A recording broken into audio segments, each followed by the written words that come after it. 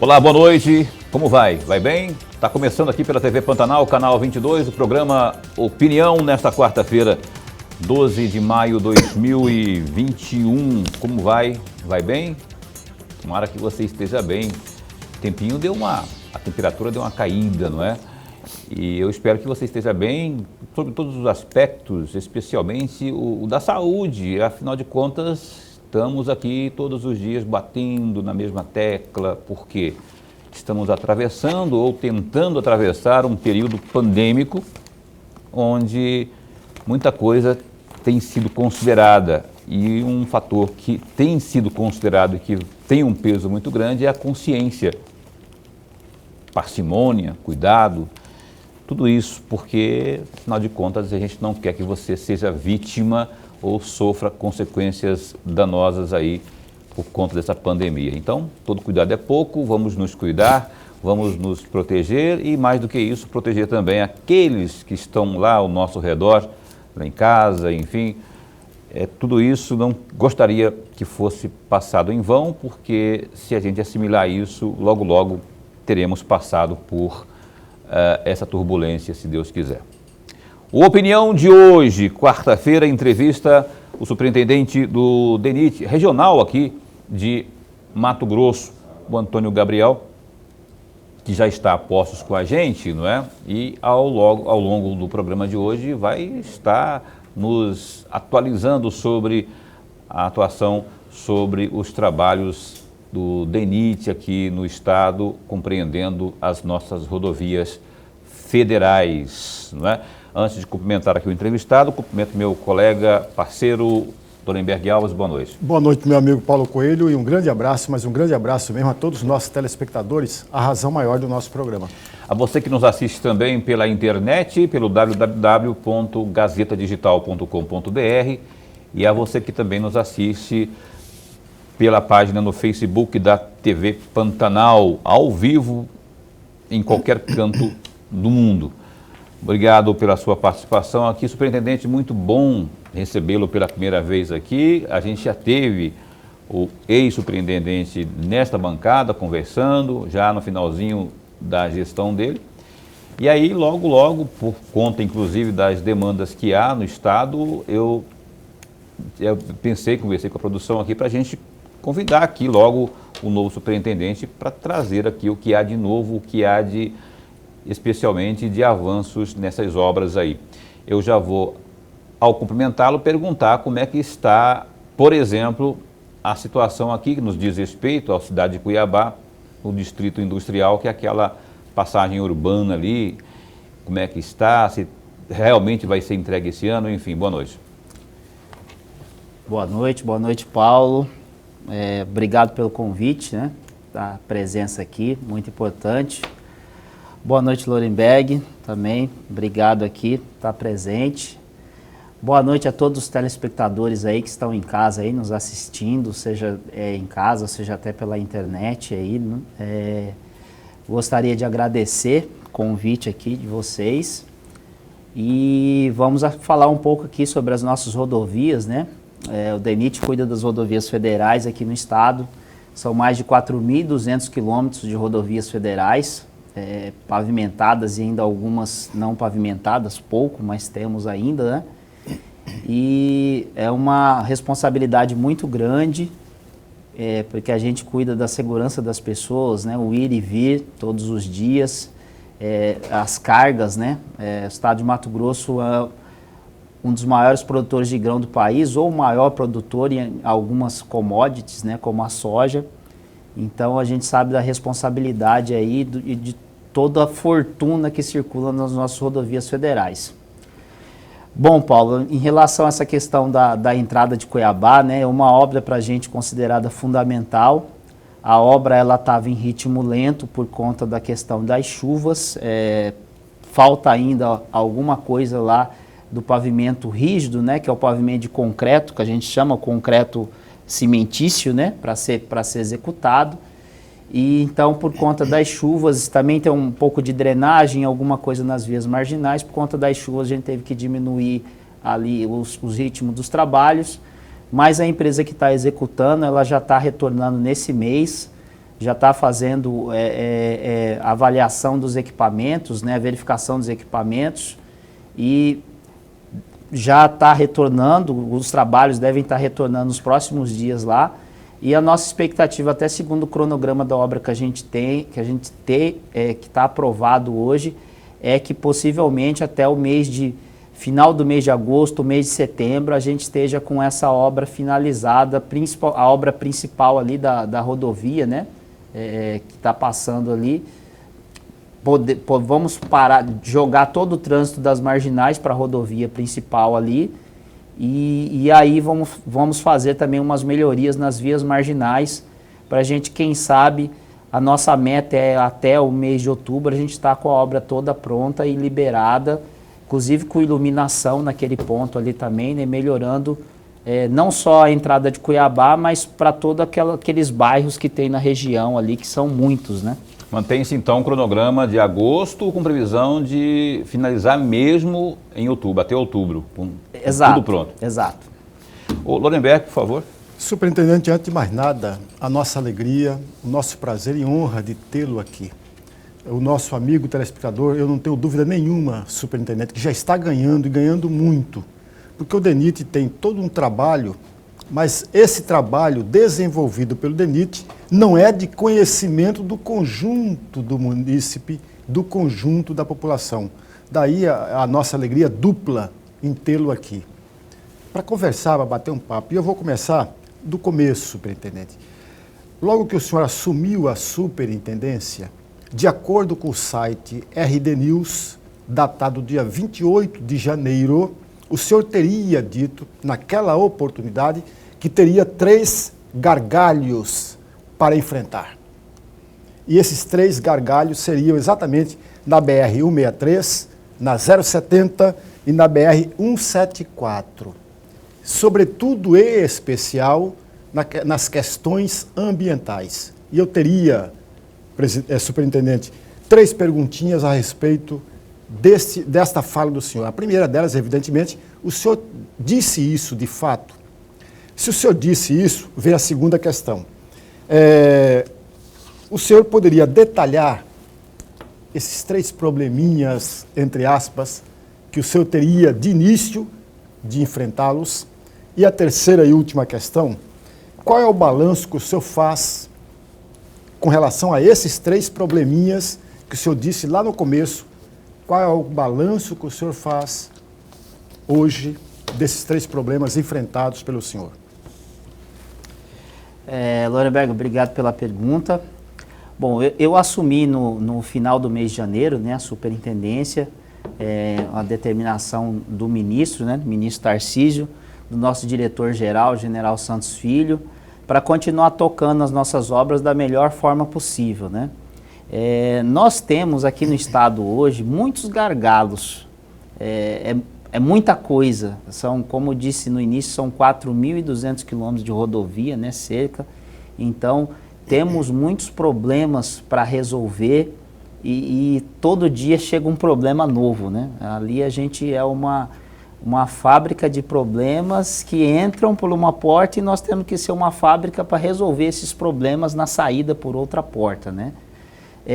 A questão ambiental é um gargalo muito grande para a gente, né, em todos os sentidos, porque a gente temos que obedecer, é claro, todos os normativos da legislação ambiental vigente, mas ficamos dependentes muitas vezes da análise dos órgãos ambientais e essa análise nem sempre, às vezes, digamos, sai no tempo que a gente espera que ela precise sair, né? Ela demora muitas vezes para sair, e a gente às vezes fica parado, aguardando para poder tocar uma obra.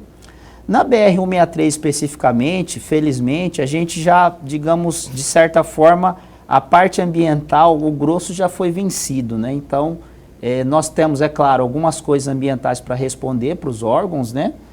Especificamente no caso da BR-163 é para a SEMA, para o órgão estadual. Temos respondido, mas não nada que não impeça a continuidade da obra de um modo geral. Então, a gente está tocando a obra já de forma tranquila, no sentido da parte ambiental não nos atrapalhar. é mais questões ali técnicas de obra, de finalização, que, como eu disse, a chuva teve que fazer com que a gente diminuísse o ritmo, mas agora, se Deus quiser, estaremos entrando num ritmo mais acelerado a partir desse mês de agosto aí e tocando a obra normal. Em relação à BR-070, a BR-070 hoje, acho que a gente vai tocar depois mais com detalhes, mas a grande obra que a gente tem na BR-070 é o contorno do município de Barra do Garças, um contorno viário, né? Lá, felizmente, também a gente tem as questões ambientais bem avançadas, né? No sentido, nós temos a licença de instalação da obra, então podemos tocar a obra, a questão ambiental não impede. Nós estamos fazendo algumas readequações de solicitação da parte ambiental mesmo, mas são readequações que não impedem o andamento da obra, né? Então, assim, no geral, a BR Rodovia 070, ela está toda pavimentada, né? E a gente trata mais dela da questão de manutenção e nesse sentido também a gente tem tocado da melhor forma possível. A BR-174 hoje talvez seria, em relação à questão ambiental, o que a gente tem o maior problema, né? Nós temos todo aquele trecho para pavimentar, um trecho que é grande ali, né? Praticamente entre a cidade ali de Juína e Colniza. Um pedaço desse segmento, ele hoje está com um convênio com o governo estadual, o governo de Mato Grosso, né? É uma parceria entre o DENIT e o governo do estado. E o governo do estado, ele vem tocando as licenças ambientais, elas vão ser emitidas pela Secretaria de Meio Ambiente. E, é claro, essa questão que a gente teve, esse problema, que não é nosso, mas é mundial, da Covid, né, isso atrapalhou um pouco o andamento da emissão dessas licenças. Porque essas licenças envolvem questões, por exemplo, indígenas, e aí o governo ficou um pouco limitado, porque não poderia entrar nas aldeias, por exemplo. Não, 58, por exemplo, ali, né? Por conta dessa questão de contaminação dos indígenas. Então, as licenças acabaram atrasando um pouco. Mas eu tenho conversado sempre com o secretário Marcelo e ele me disse que esse assunto está adiantado e ele espera resolver esse problema logo para que a gente possa ter a licença de instalação para poder tocar as obras, que é uma região muito importante para o estado também, né? Ok. Olha, o telespectador pode participar conosco via WhatsApp. Está aí na tela, 99932-2529. Tem alguma pergunta aí no seu município? Como é que está o trabalho do DENIT? Tem que entender que tem o trabalho também da Rota Oeste. E esse assunto da Rota Oeste a gente vai abordar daqui a pouco com o superintendente também. Só que antes eu quero abrir aqui espaço para o telespectador que já pergunta aqui. Tem uma pergunta que chegou, vamos ver quem está... Boa noite, eu gostaria que o superintendente tirasse duas dúvidas referentes aí a esse trecho de Cuiabá-Rondonópolis. Referente aos resíduos que ficam dos veículos que envolvem em acidentes, haja vista que na Serra de São Vicente tem muito material advindo aí dos caminhões e carretas que tombam. 2, de quem é a responsabilidade da conservação desse trecho onde o mato toma conta da rotatória e também das placas de sinalização? Eu sou morador da grande agrovila das Palmeiras e me chamo Fernando. Fernando está perguntando. Obrigado, Fernando, pela participação. Fernando, obrigado pela pergunta. Desde o ano passado, do final do ano passado, o DENIT já vem com tratativas junto à NTT de transferência dos segmentos, né, especificamente entre Cuiabá e Rondonópolis, para a concessionária Rota do Oeste. A concessionária, até o final do ano passado, ela fazia a operação da via. O que é a operação da via? É atender em casos de acidentes, o usuário quebrou o veículo, precisa trocar um pneu, precisa de algum outro tipo de atendimento. Todo esse atendimento era feito pela concessionária, ela que fazia, digamos, esse atendimento imediato para o usuário. No final do ano passado, entre novembro e dezembro, o DENIT já havia iniciado as tratativas com a NTT e fez a transferência já de muitos segmentos para a concessionária Rota do Oeste, onde ficou tratado inicialmente que a concessionária ia fazer já a manutenção de pista e de laterais das rodovias, como por exemplo essa questão do mato, que a gente chama o serviço de roçada, né? Está havendo aí algum, digamos assim, algum mal entendimento sobre, digamos, esse delay de tempo de quando a concessionária deveria assumir, né, entre a concessionária e a NTT. Então, eles ainda não assumiram efetivamente, mas nós temos cobrado a NTT constantemente dessa assunção, né? E temos feito ali hoje o atendimento, mais especificamente entre a Serra de São Vicente e Rondonópolis, apenas da parte de pista, né? A parte de roçada, de conservação, a gente entende que a concessionária Rota do Oeste deveria estar fazendo esse serviço. E nós temos cobrado constantemente a NTT para que ela converse com a concessionária, né, entre o acordo para que eles assumam a limpeza. A sinalização também é de responsabilidade inteira da Rota do Oeste? Sim, a sinalização... As placas... Exato, a limpeza das placas, colocação de novas placas. O que nós temos feito? Algumas situações de caráter emergencial que necessitam ali uma intervenção imediata, que a concessionária não faz, nós entramos e fazemos para não ter gerar um risco ali para o usuário, para o motorista. Essa reclamação essas reclamações quanto à Rota do Oeste, não são de agora, E existe previsão, o senador Wellington esteve aqui nessa semana e a gente conversava sobre isso também, Que tem até previsão de uma nova licitação ou manutenção, renovação, não sei como é que é o termo técnico, mas como resolver isso aí ao ponto de resolver mesmo, assim, com a NTT obrigando a concessionária a cumprir aquilo que foi estabelecido no contrato? Olha, as informações que eu tenho, que a gente tem, são mais assim, de um modo geral, mais até pela própria imprensa, né?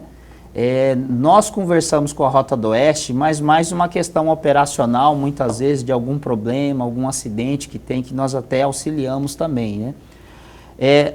A informação que nós temos recebida de um modo geral é que a concessionária ela estaria se reestruturando e estaria fazendo um acordo com a NTT, assinando um novo acordo para ela prosseguir com as obras, inclusive de duplicação, né? Se eu não me engano, acho que foi na semana passada ou retrasada, semana passada eu vi em alguns sites de notícia que esse acordo já teria sido inclusive assinado e a NTT já teria aceitado para a concessionária continuar com as obras de duplicação. Confesso para você, Paulo, que eu não sei exatamente se isso já está ratificado ou não, né? Okay. Mas seria uma solução, né, de continuidade para a concessionária assumir efetivamente a rodovia, né? Lorenberg, se for rápida, cabe neste bloco. Se for um pouco mais estendido... Um pouco mais extenso. Então a gente vai abrir no próximo bloco com a pergunta do Lorenberg Alves, porque a gente tem que ir para um primeiro break comercial. E assim que a gente voltar, tem a sua participação também via WhatsApp. Tem alguma pergunta aí? E manda aqui pra gente via WhatsApp 99932-2529 para que o superintendente do DENIT possa responder ao longo do programa. Opinião, dá um tempinho só e volta já já. Então, são 7h53, estamos de volta ao vivo aqui no programa Opinião. Hoje entrevistando o superintendente do DENIT Regional Mato Grosso, o Antônio Gabriel, que continua conosco. Eu só vou atualizar você quanto ao que há de mais importante nesse momento no www.gazetadigital.com.br. As notícias de agora são as seguintes. A gente começa sempre falando da pandemia da Covid-19, Mato Grosso registra 36 novas mortes e 8.500 pessoas isoladas. A Secretaria de Estado de Saúde divulgou o boletim epidemiológico da Covid-19 desta quarta, no qual Mato Grosso registrou 36 novas mortes pela doença. Com a atualização, o Estado passou a contabilizar mais de 10.200 óbitos. Segundo a Secretaria, mais de 8.500 pessoas estão em isolamento domiciliar. Do total, casos notificados da doença em Mato Grosso, em mais de 357.700 ocorrências, as pessoas se recuperaram do vírus. A taxa de ocupação de unidades de terapia intensiva é de 73,9%, enquanto o mesmo índice para enfermarias está na casa dos 39%. Ambos os números já estiveram em patamares mais elevados, mas têm apresentado queda nas últimas semanas. Aí, ó, mais detalhes no www.gazetadigital.com.br, que tem também esse outro destaque aí, ó. 114 mil pessoas sofreram violência sexual em Mato Grosso, diz pesquisa. Segundo o IBGE, 114 mil pessoas em Mato Grosso sofreram algum tipo de violência sexual em 2019. Os dados foram divulgados na Pesquisa Nacional de Saúde, o PNS, e mostram a situação vivida por homens e mulheres em todo o país. O cenário dessa violência tem quesitos em comum. A maioria das vítimas são mulheres e foram agredidas por pessoas próximas, como o companheiro ou o ex-companheiro, dentro da própria casa. Segundo a pesquisa, das 114 mil vítimas de violência sexual no estado, 98 mil eram mulheres e 16 mil homens. A faixa etária em que mais aconteceram os abusos foi de 30 aos, eu não sei se é 40, mas deve ter havido algum erro aí, não é? Na faixa dos 30 anos ali, cerca de 34 mil vítimas. Foi considerada violência sexual pela pesquisa atos como tocar ou beijar à força, ter partes do corpo expostas contra a vontade, além de ser forçado ou ameaçado a praticar relações sexuais. Em muitos casos, as vítimas passam por todos esses abusos. E um terceiro destaque aqui, daqui a pouco eu trago, que não é do Gazeta Digital, mas que a gente vai falar sobre solidariedade, que é no outro bloco, né? E o Lorenberg Alves ficou de fazer uma pergunta no bloco anterior, mas vai fazer agora na abertura deste uma pergunta para o superintendente do DENIT. Superintendente, eu gostaria de ter um pouquinho mais de paciência, porque eu vou ler um trecho, um depoimento de um engenheiro civil, aliás, o senhor também é engenheiro civil, de um engenheiro civil, lá no jornal A Tribuna de Rondonópolis, no dia 6 de fevereiro, entre aspas, ele diz o seguinte, entre aspas, são erros inadmissíveis, principalmente por se tratar do DENIT, um órgão especializado em rodovias. Em uma explicação rápida, podemos citar o exemplo de uma carreta com uma carga alta que, ao descer pela rodovia, depara justamente com retorno, invadindo a pista e, em seguida, a primeira curva, que se afunila para o acesso à ponte. E isso logo na base da descida. Não precisa nem estar em alta velocidade, como alega o DENIT, para ocorrer o acidente.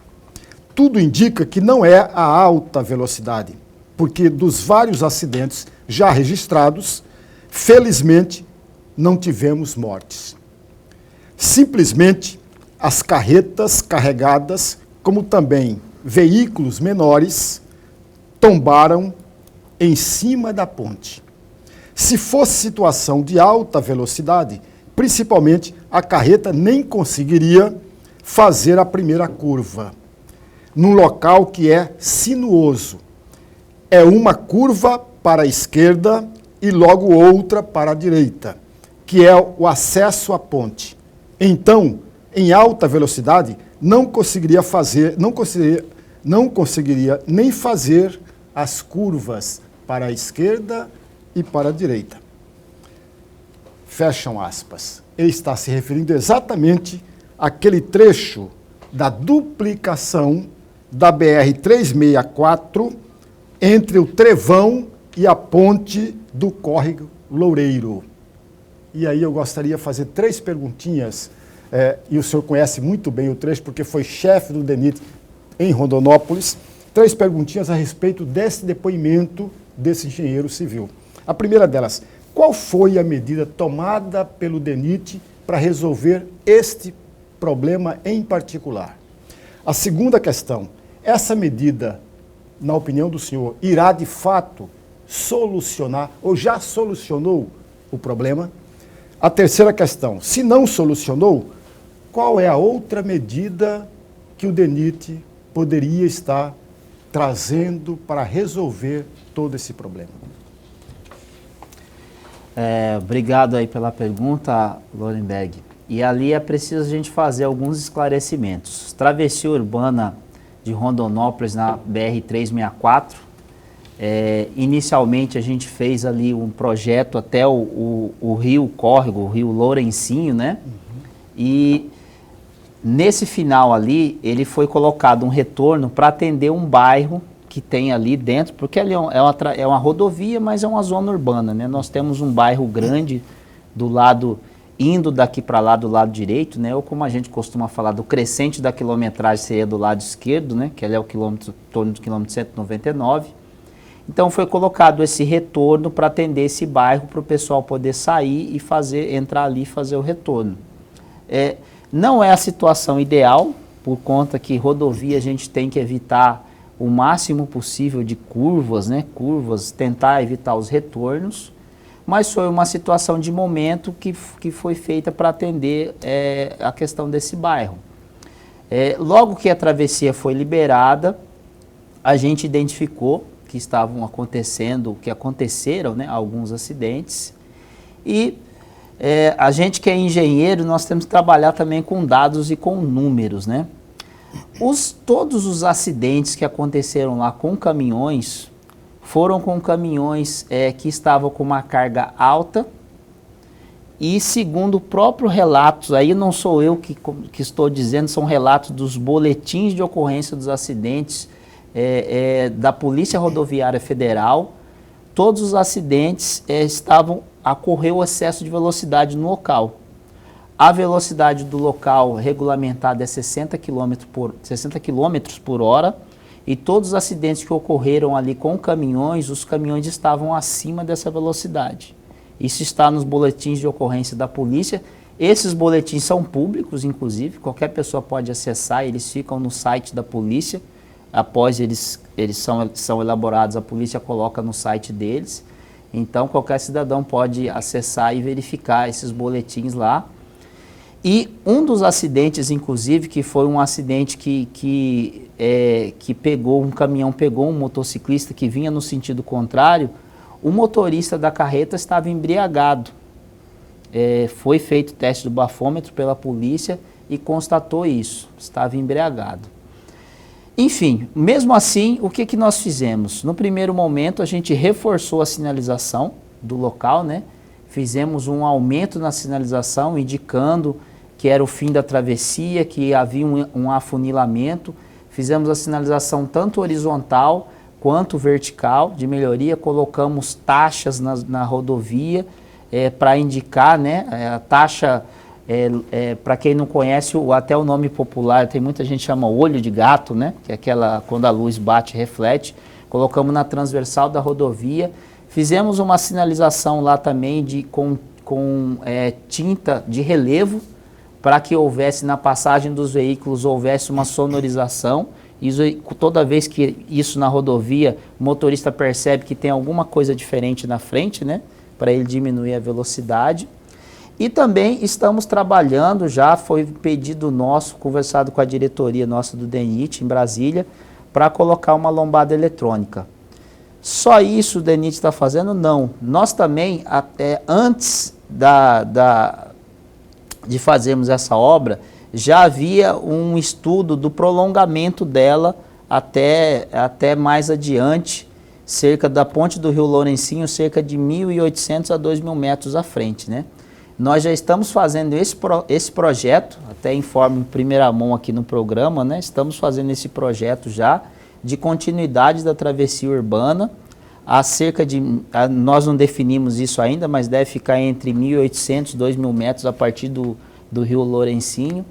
Inclusive, até numa audiência que tivemos, informamos isso para o senador Wellington Fagundes, né, que é da região de Rondonópolis, informamos isso para alguns outros parlamentares, né, e assim que esse projeto estiver pronto, a gente vai trabalhar para conseguir o recurso para poder licitar para fazer continuidade da obra.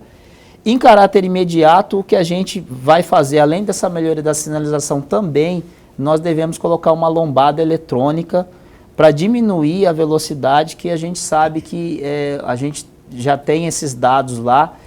Os motoristas, de um modo geral, respeitam uma lombada eletrônica, a gente acredita diminuindo a velocidade lá, não ocorrerão mais acidentes. Mais uma vez, repito, a gente sabe que aquela geometria não é a geometria ideal.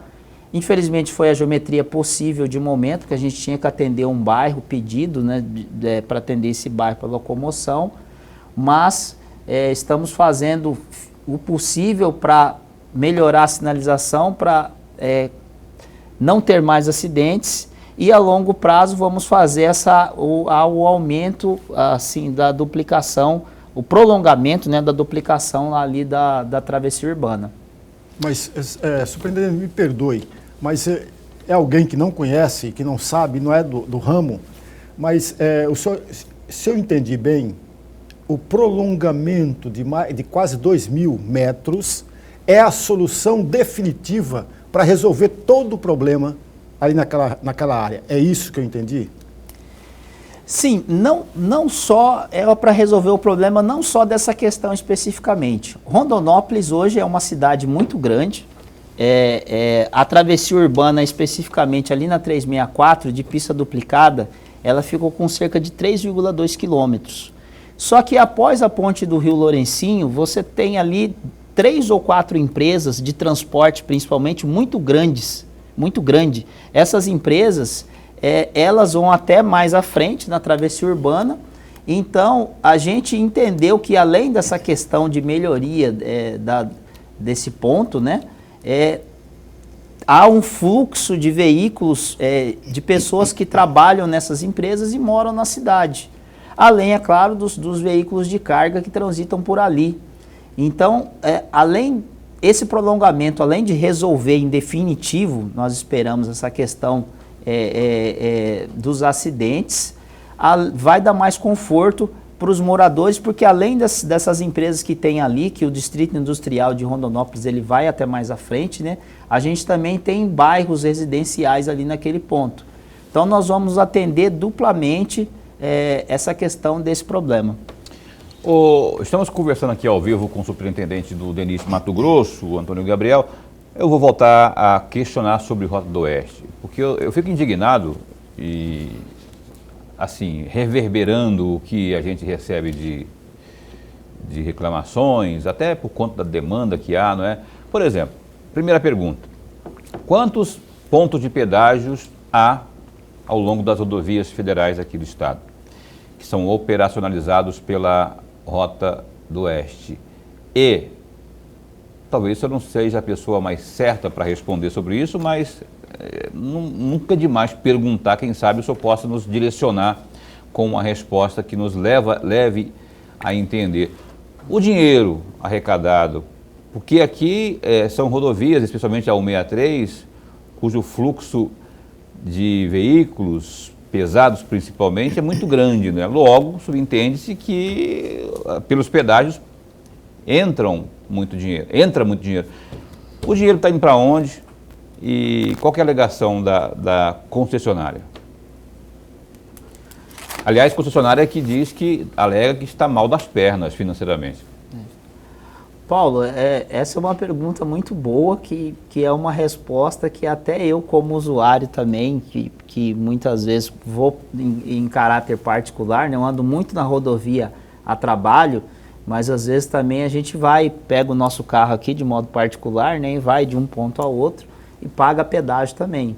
É uma resposta que eu não sei te dizer, o que a concessionária faz com esse recurso que ela arrecada nos pedágios. Também gostaria de saber, é uma informação que também gostaria de saber, mas não sei. Não sei se ela reinveste na própria rodovia ou se ela faz algum outro tipo de pagamento. Em relação às praças de pedágio, eu também não tenho certeza, mas eu creio que são 7 ou 8 praças de pedágio.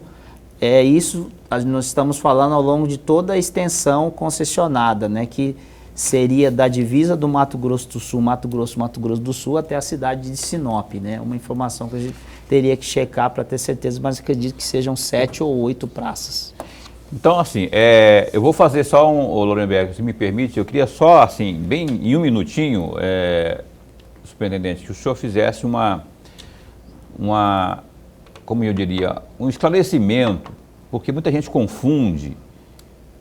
Quem está assistindo, por exemplo, pode pensar assim, poxa, algumas informações a superintendência do DENIT não tem. O limite das atribuições de um e de outro, sobre Rota do Oeste, sobre a concessionária que for lá, não é? No caso hoje é Rota do Oeste. Aonde vai um, aonde vai outro, porque, para não haver, para a gente deixar claro, para não existir mais essa confusão aí. Os limites do DENIT, até que ponto ele pode cobrar, se ele tem o poder de interferência na atuação, no trabalho, enfim. A concessionária Rota do Oeste hoje, ela responde, assim como em outras concessões federais rodoviárias, sejam ferroviárias, por exemplo, eles respondem 100% para a Agência Nacional de Transportes Terrestres, né? Não passa pelo DENIT. Não passa pelo DENIT. Inclusive, de um modo geral, nós, DENIT, quando nós queremos alguma coisa, falar sobre algum assunto relativo à rodovia, nós nos comunicamos com a NTT. É o contrário, então. Vocês que têm que se reportar, entre aspas, assim, tem que fazer um contato com a NTT. Isso, nós fazemos o contato com a NTT para que a NTT acione a Rota do Oeste para fazer alguma demanda, para responder alguma demanda, né? Porque o contrato da Rota do Oeste é com a Agência Nacional de Transporte Terrestre, né? Ela tem que responder para a NTT. Ok, a gente tem que ir para um break comercial e após o break comercial nós retornaremos com o Antônio Gabriel, que é o superintendente do DENIT regional aqui em Mato Grosso. Se tiver alguma pergunta, você pode mandar via WhatsApp 99932-2529, que é o nosso meio de interação aqui com o Opinião. A gente volta já já. Olha, são 8 horas e 11 minutos, 8 e 11, estamos de volta com o programa Opinião, aqui nesta noite, quarta-feira. A gente vai, antes de seguir com a entrevista desta noite, que é com o superintendente do DENIT, o Antônio Gabriel, passar uma mensagem importante, um recado importante para você, acompanhe comigo, que é sobre o projeto Mãos Solidárias. Você pode contribuir com milhares de famílias carentes afetadas diretamente pela pandemia e convivem diariamente com a dor da fome. Estenda as mãos a quem tem fome, não tem emprego e renda e precisa de um pouco de esperança. Contribua. O pouco para você pode ser muito na mesa de quem não tem nada. Doe alimentos não perecíveis na sede do Grupo Gazeta, na rua Professora Tereza Lobo, número 30, Consil, ou nas lojas Moda Verão. Projeto Mãos Solidárias, faça a sua parte e estenda as mãos a quem tem fome. Uma campanha para tocar o seu coração. Informações 6536126190, 36126507. Apoio Águia Sul Transportes e Lojas Moda Verão, uma iniciativa do Grupo Gazeta de Comunicação. Agora é com você, estender as mãos aí a quem realmente precisa. O Lorenberg Alves, por favor, abra aqui essa rodada de entrevista, de perguntas ao nosso entrevistado. Superintendente, eu vou mudar um pouco, né? Eu trouxe um depoimento do engenheiro civil, vou trazer um outro depoimento, uma outra fala, um trecho de uma fala do engenheiro civil, mas que é superintendente do DENIT, no dia 14 de julho de 2020, de acordo com o site ou documento. O senhor teria dito naquela oportunidade, abre aspas, a obra foi paralisada por questões judiciais, até a ação ser favorável ao DENIT. Aí já tinha se passado um ano. Teve também a falta de recursos da União. Alguns serviços não puderam ser realizados. Se tudo se encaminhar conforme o cronograma previsto, a gente acredita que até o ano que vem será concluída. Acreditamos que no prazo de 30 a 40 dias esteja concluído o trecho do Distrito de Boa Vista. Aliás, esse trecho aqui do Distrito de Boa Vista tem uma indicação do deputado e delegado Claudinei. Tem uma indicação com relação a esse trecho do Distrito de Boa Vista. Eu gostaria muito de ouvir um comentário do senhor a respeito disso aqui. Já foi concluído? Já acabou? Qual foi a solução encontrada? O trecho de Boa Vista é aquele, fica ali na... De Rondonópolis. Pois é, mas fica chegando já ou fica muito distante ali? Fica chegando já, né? É bem perto de Rondonópolis já. É próximo. O distrito de Boa Vista, ele é da Prefeitura Municipal de Rondonópolis, né? Essa fala aí, Lorenberg, deve ter sido do meu antecessor, o engenheiro Orlando, né? Que era o superintendente à época, em julho de 2020. Foi o senhor que falou isso aqui. Em julho de 2020. Quando era chefe do DENIT em Rondonópolis. O senhor estava lá ainda. O senhor estava em Rondonópolis. É que você fala do superintendente.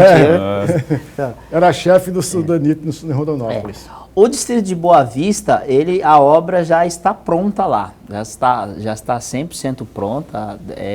Parte toda de pavimentação, sinalização. Lá, inclusive, tem uma, digamos, não diria uma novidade, né, mas um benefício a mais, que é a questão da iluminação. Nós finalizamos todo um serviço de iluminação. Esse serviço, inclusive, ainda foi praticamente finalizado enquanto eu ainda era chefe da unidade local. E agora ele está faltando só fazer, digamos, propriamente dito, ligar essa iluminação. Eu tive conversando com a secretária de obras do município de Rondonópolis há alguns dias, na semana passada, propriamente dito, e ela me disse que isso já está bem adiantado. E por que digo a secretária de obras do município? Porque esse serviço de iluminação em travessias urbanas, o DENIT faz o serviço quando é feito e ele repassa para a prefeitura, que é a prefeitura que administra, né? A prefeitura dá manutenção na iluminação e paga a conta de energia da iluminação, né? E a Energisa, antes de ligar a energia, a Energisa, a concessionária nossa de energia aqui do estado, né? Ela precisa dessa transferência para ela poder ligar e depois, claro, cobrar, né, o custo da energia. Então, essa iluminação, essa obra de iluminação já está toda pronta no distrito de Boa Vista, aguardando só ligar para ser mais um benefício. Aí eu diria que dentro do distrito a gente estaria com a obra 100% completa, pavimento, sinalização e iluminação. Bom, olha só, no primeiro bloco eu pedi aqui, até como sugestão ao superintendente, os contatos, os números, não sei se eu falei isso no programa ou se eu falei no intervalo, mas assim, seria interessante a gente passar, você que é usuário das rodovias federais, tem alguma reclamação, sugestão, enfim, como fazer para ter essa reclamação levada adiante, não é? Então, há os contatos que o Antônio Gabriel me passou aqui. Você tem aí, Antônio Gabriel? Vê se eu consigo enxergar aqui. Tem um WhatsApp. Bom, primeiro é o número mais conhecido, que é 166. É isso? Confere comigo aí, porque eu estou aqui acompanhando aqui. É 166, é 166, né? Um número direto, se o usuário quiser ligar para a Agência Nacional de Transporte Terrestre. 166. Esse é o direto. Tem um 190, 192. Então, esse é 166 para esse tipo de situação. E tem também um WhatsApp, já que estamos na época da tecnologia, onde a comunicação mais rápida é a mais eficiente. O WhatsApp é o 61996884306. Vou repetir porque é muito importante você anotar, de repente está transitando aí, até uma reclamação, esse pedágio, não sei o quê, ou uma sugestão, ou até um elogio, por que não? Vai que, né? Então vou repetir o WhatsApp para você manter essa comunicação. 61, tá? 99688-4306.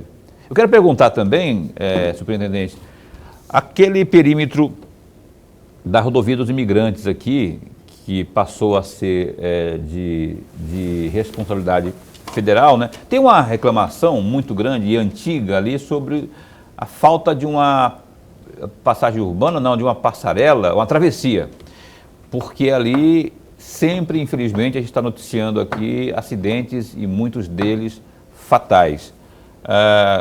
O senhor tem alguma novidade para falar sobre isso, para as pessoas que estão assistindo nesse momento?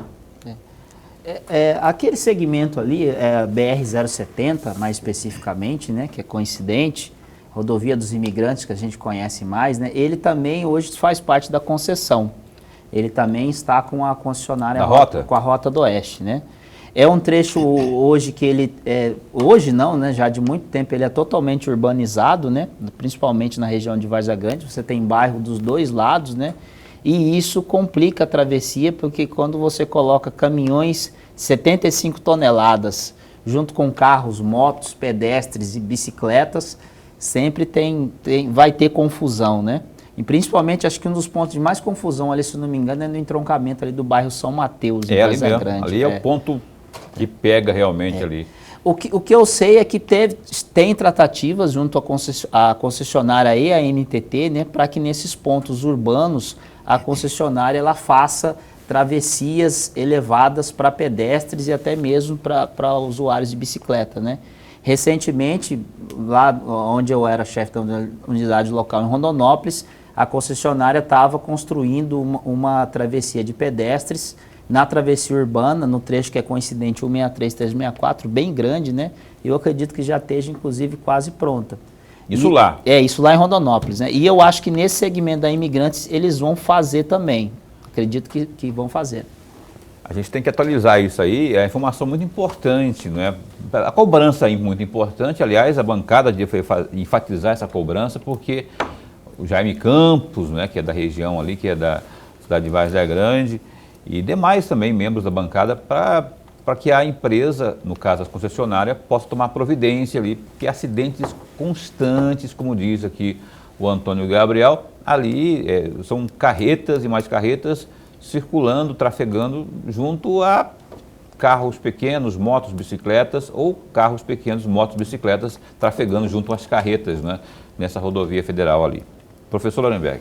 Superintendente, mudando um pouco o meu roteiro, mas ficando na parte de Rondonópolis ainda, eu gostaria muito de ouvi-lo a respeito de uma obra da duplicação da BR-364, que estende entre Rondonópolis e vai até a divisa com o estado de Goiás.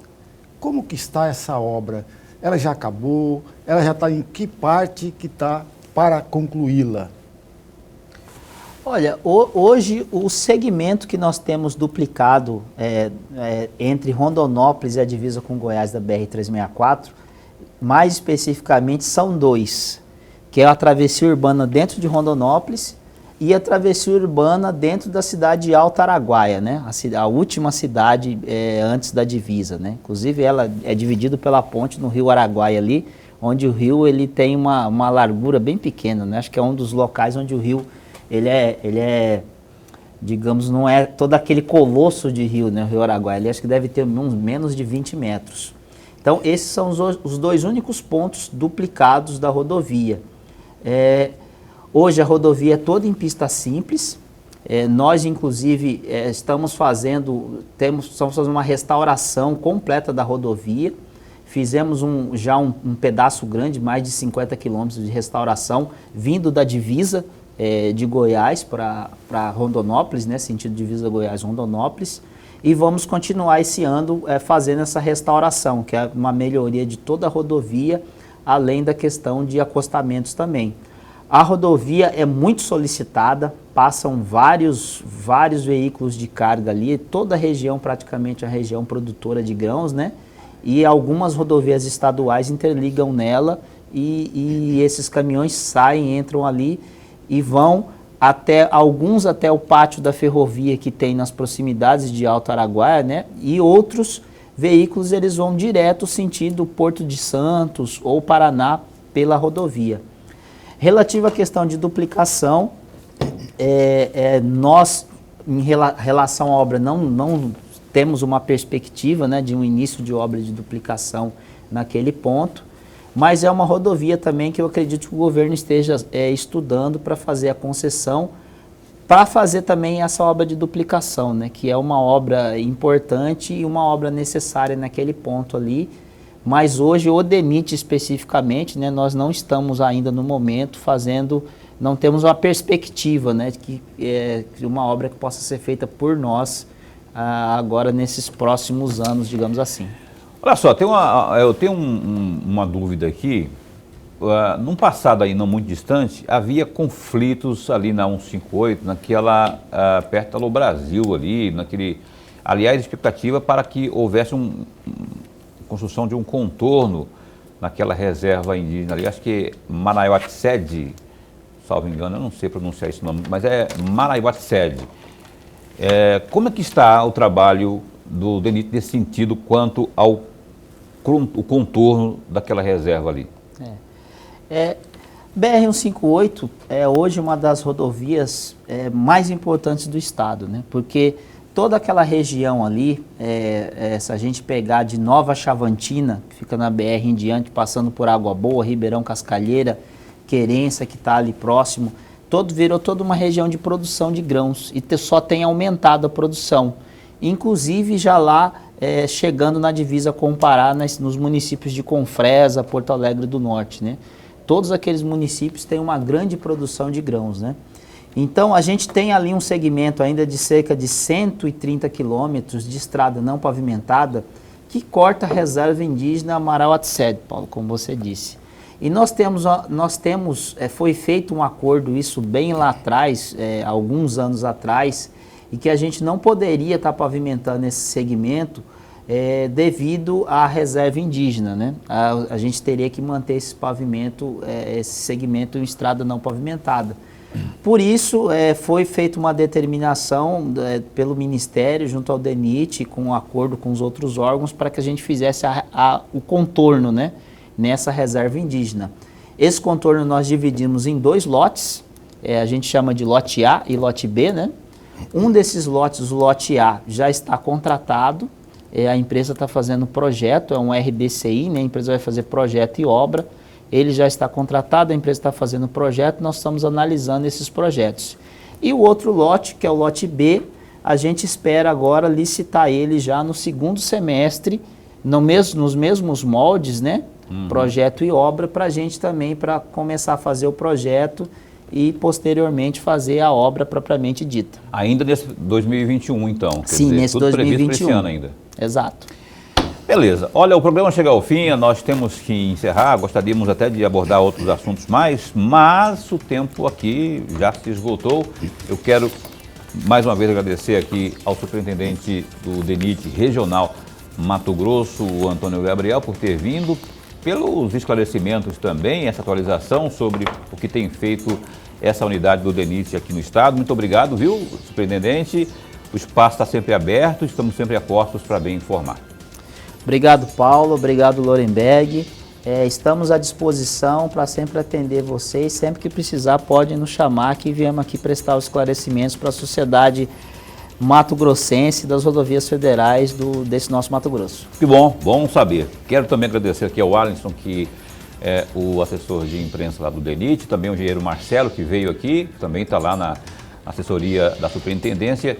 Um abraço também para Letícia, que veio ali, que é a primeira-dama, não é? Que está aqui acompanhando o Antônio Gabriel. E Lorenberg, a gente se encontra amanhã, então, aqui nesse mesmo bate-canal, bate-horário. Com certeza, meu amigo, com certeza. Aliás, uma entrevista amanhã muito importante com o vereador por Cuiabá, o tenente-coronel Pacola, do Cidadania. Vamos falar sobre CPI dos remédios vencidos, a sua pergunta via WhatsApp e muito mais. Acompanhe às 7h30 da noite, tenente-coronel Pacola ao vivo no Opinião, desta quinta. Até lá, fica bem, fica com Deus também.